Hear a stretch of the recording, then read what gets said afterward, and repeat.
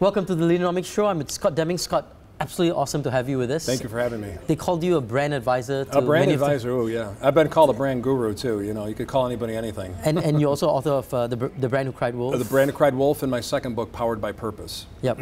So tell us a bit about yourself. I mean, how did you get into this space, and how did you become this guru? Well, I say guru lightly.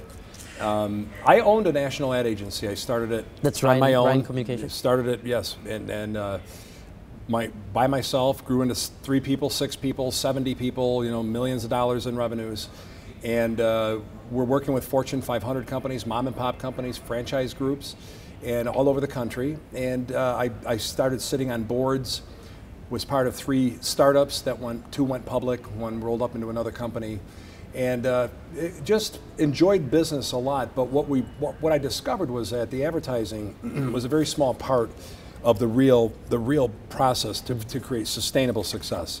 So what got me to this point is I started training, and if you heard my presentation, yep. Started training my clients on how to create a culture that would at least match the brand promise. I mean, people were wasting money through my advertising agency if they weren't willing to work on their culture. So I sold the agency. I enjoyed that so much. I sold the agency in 2003, 2004, and started working as an author, consultant, and speaker full time. Okay, and what's that secret sauce? I mean, you said, how do you do that? How do you enable them to take, you know, that brand promise and translate that into a reality? Well, first of all, they have to understand what they're promising, and if they can't deliver on it, don't say it.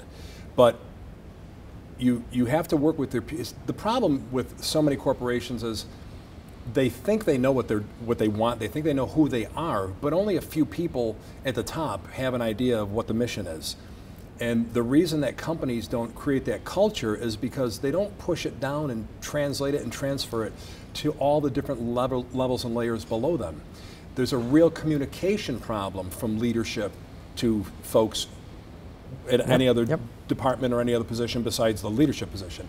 So what I help them to do is figure out what it is you want to be, who you want to be, what you do, and then how are you going to impact your market, the people, in a way that is completely different from those around you. But you can't do it if you don't have every single person in your organization jazzed and excited to do it. And how do you do that? I mean, how do you get people jazzed up and excited about your mission?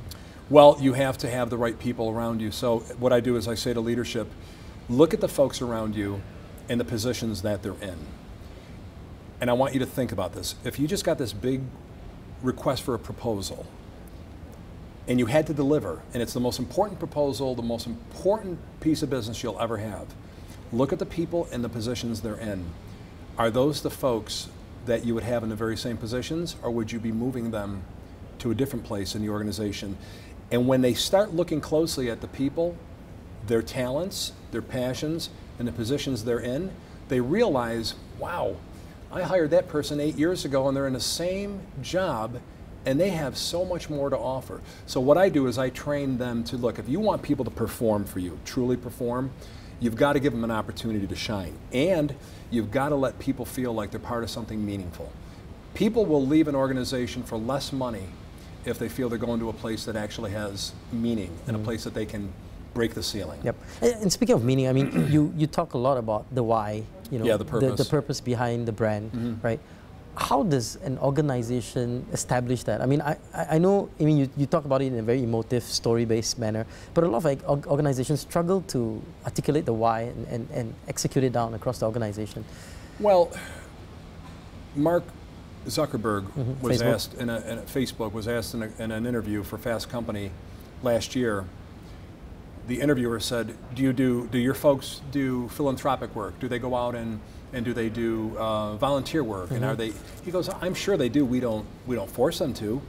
And he kept asking these questions about volunteer work and all this. And he said, "Look, you're asking the wrong question." He said, "It's not so much are you doing volunteer work out there." He said, "The organization, the core of the organization, the actions that you do have to reflect the change you want to make." So a company that is just purposeful, everybody in the company buys into it because the organization actually practices it, reflects it. They're just not out there making widgets, charging $1 for them, and moving on.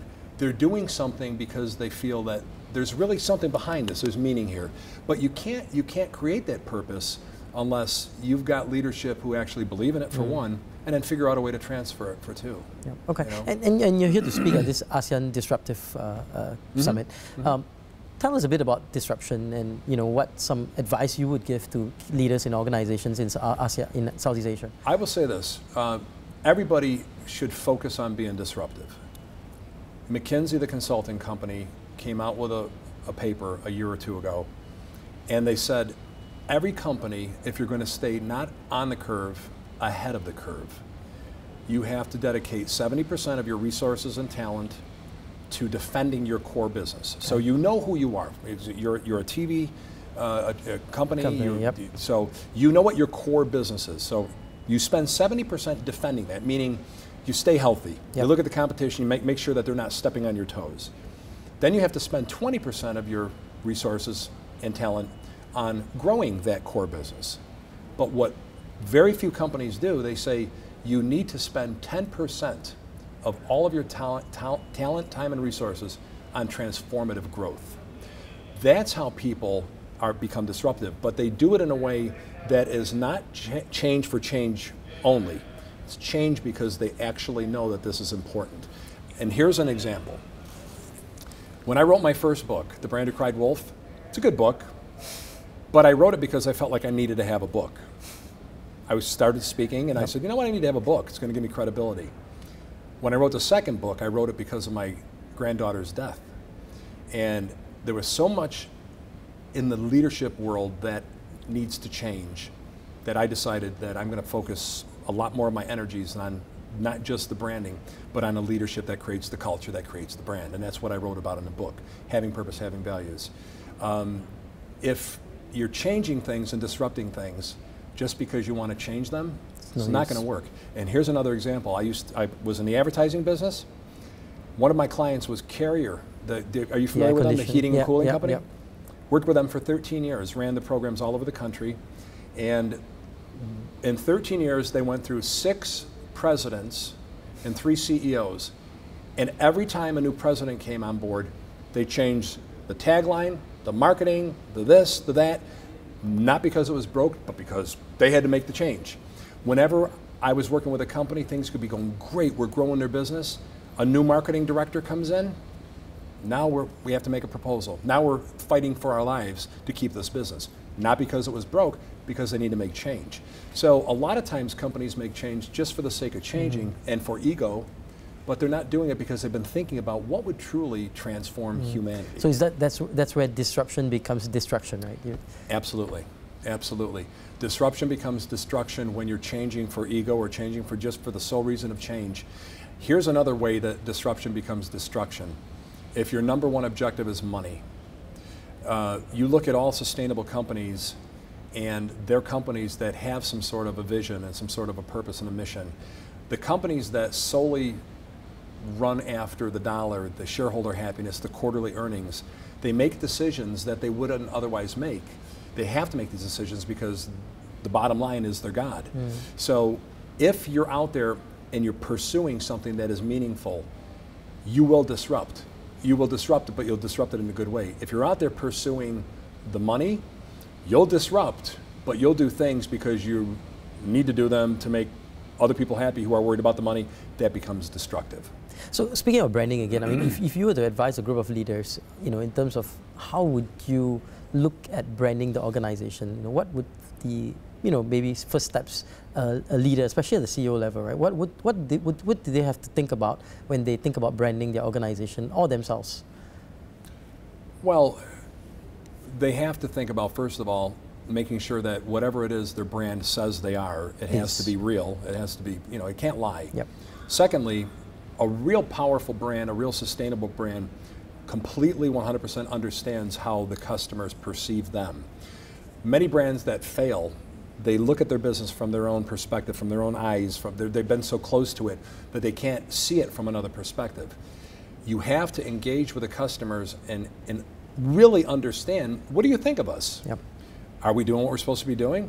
Do you perceive me the way I perceive me? I guarantee you, you go to 6 of your closest friends, and ask them what they think of you and how they perceive you. And if they're truthful, it's going to be different than how you perceive yourself. It's just because we always have a different image of who we are. You know, we create an image of ourselves, we create an image of our service, we create an image of our organization. And study after study has been done that shows that whatever the organizations think, it's completely opposite from what the customer thinks. And speak to us about customer experience. I mean, you mentioned that a few times, that this is critical for us to get this right, and it's very important strategy to take forward. Talk us through that and what that means. Well, it's experience. It's innovative, unique, and emotional experience. It can't just be like, you know, I just bought a salad. That's an experience, but it has to be an experience that, you know, kind of hits me. Here's an example, true story. I was doing work for Caterpillar. And I don't the earth remover, Yeah, and I didn't talk about this in my program, did I? No. So I'm doing work for Caterpillar, and they're selling against John Deere. So, you know, this is not, now they're in the ag business. They're you know, they moved beyond, they're still doing construction, but now they're in agriculture. So they're trying to compete with the big king. And a sales rep from a very large dealership that sold Cat and John Deere told me a story. He says, Scott, I know you're working with Cat, because I was doing my research getting ready for my programs. He said, this is a tough sell, man, tough. He said, it's hard selling against John Deere. And he said, listen to this. A farmer with his son came in every day for 2 straight weeks. These are $300,000 tractors. He said every day for 2 weeks he needed a tractor. He said, I showed him, he got in, he started up, test drove it, turned the GPS on, felt the air conditioning. He goes, and then I took brochures out and I showed him line item by line item, including the price. The Cat is a better piece of equipment. He said, I proved it to him. The guy came in by himself at the end of 2 weeks and he bought the John Deere. And here's what he said to me. He must be more comfortable on that Deere. And I said, no, Steve, he's more comfortable with Deere. He's got such an emotional connection. You know what that farmer felt? He felt like if he bought Cat, he was cheating on John Deere. And that's, you know, brand loyalty is a real thing. But how do you create that? I mean, like, because they were there for him all the way. They were there for him. They helped him. Their products never failed. If it did, they took care of it. You know, Harley Davidson creates this kind of a cult following, this family of riders that ride together, and they keep that alive. They keep that alive through their machines, the way the machines look, the way the machines sound, the conventions that they have. You know, Starbucks. Why do people stand in line for 20 minutes and pay $6 for something when it's not even the best tasting coffee? It's because they're connected and they're loyal to this brand. They don't want to just belong to it. They want everybody to know they belong to it. But that's tough to do, right? I mean, that's one of the toughest things for Well, you have to be innovative. You know, they came out with a cool lineup, so the coffee was cool. You know, these young people were very attracted to the fact that they didn't just say, can I get a cup of coffee? They got to say, can I get a cup of latte, mocha, whatever, and dish out a whole bunch of money for it, and they felt important, you know? So they started that, but here's why Starbucks became successful. It wasn't the taste of their coffee. Howard Schultz, the founder, trained his baristas on how to make every single customer feel like they're the most important person in the world. And he did it. I mean, he had his baristas memorize regular customers and their orders, and they had them ready for them before they walked in the door. So when you go to Starbucks, you feel like, man, I'm home. You know, that's how you create the loyalty. So it's really thinking through that customer experience as the foremost piece before you even talk about products, right? Because everybody is competing with everybody with the same type of product. I mean, look, Netflix is competing with Hulu, it's competing with Amazon, it's, you know, it's competing with going to the movies, it's competing with watching cable television and no movies at all. So it's connecting, and he said, and Mark said today, it's not, you know, do we sell DVDs or do we sell streaming? How do we tell a story? Because once somebody's emotionally connected to the stories that they've been watching and hearing, they relate that to, they correlate that to Netflix, and that's the emotional brand. Okay, I'm going to ask you about failure. I mean, you know, what do you think mistakes entrepreneurs or leaders have made in this whole space of branding and customer experience, and what can we learn from that? Everybody's going to fail. Everybody makes mistakes. I've failed. Everybody fails. But I think that the reason that people have these failures is because they just are not prepared enough. I agree with what some of the other speakers talked about. You have to have a level of paranoia, but the paranoia has to be healthy. It can't just be, and he also talked about confidence and being willing to take risk.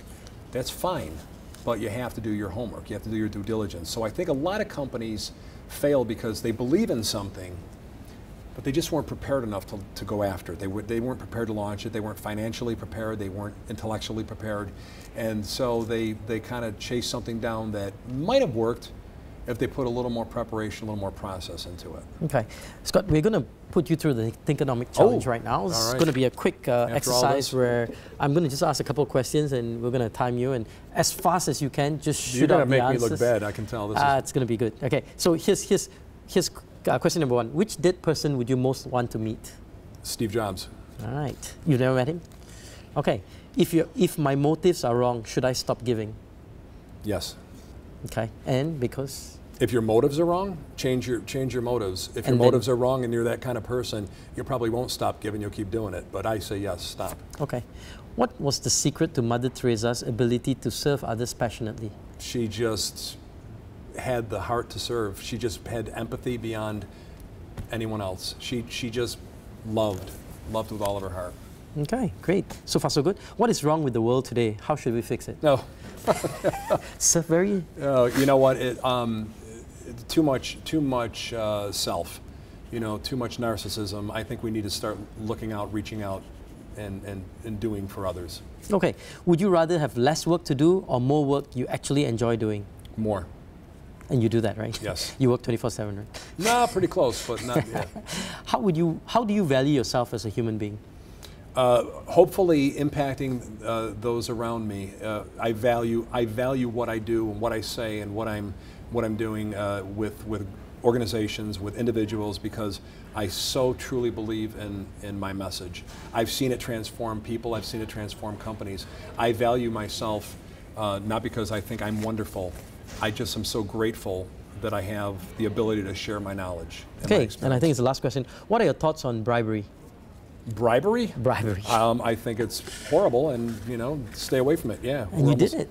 We did it. Yeah, you did. There Stay away from bribery. There's my last words.